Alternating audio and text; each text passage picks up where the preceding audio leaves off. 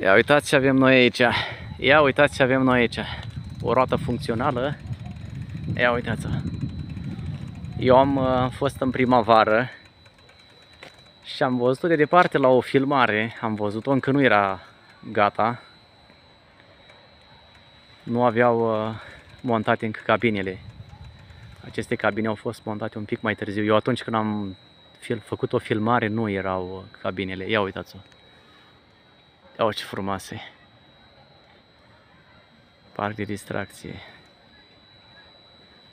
Și pentru copii, și pentru adulți, și pentru bicicliști, și pentru tot ce vreți dumneavoastră. Ia uitați. Se vede. E mare, dragii mei. Foarte mare.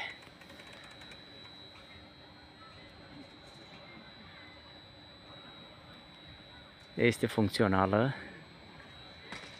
Bine, eu nu am timp acum pentru că se înserează acolo și se întunecă și mult nu mai este și nu pot să fac o tură. Poate cu altă ocazie.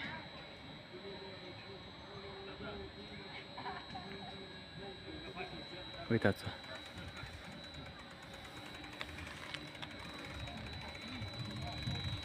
Ca să vedeți și dumneavoastră. Ia uitați-o. Foarte bine gândită și foarte bine așa proiectată. Ia uitați-o.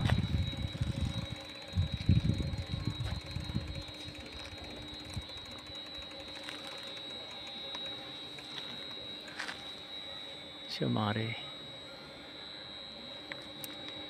Are așa niște motoare și merge așa cu o viteză foarte, foarte mică. Ia uitați-o.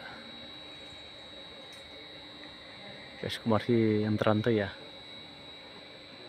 În viteza întâi. Tiroliana acolo, ia uitați. Deja este. Ia uitați acolo. Da, are o viteză destul de mare.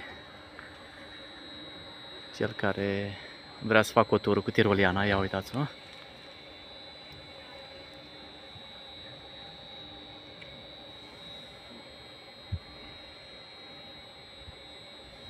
Da. Foarte faină. Frumos, îmi place, îmi place. E 30 de lei o tură, nu e mult. Nu e mult, e puțin, dar nu am timp acum să fac o tură, că v-aș spune, dar nu-i timpul la îndemână. N-am venit pentru asta. Uitați-o.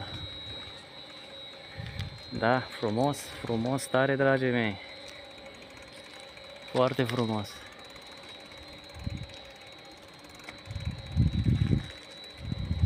Sunt și copii.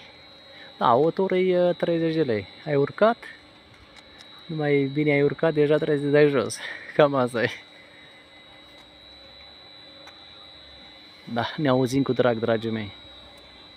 Uitați-o, cât e de mare. Da, ne auzim cu bine. Deci 30 de lei o tură, ca să știți. Pentru cei care vor să facă o tură când vin pe aici.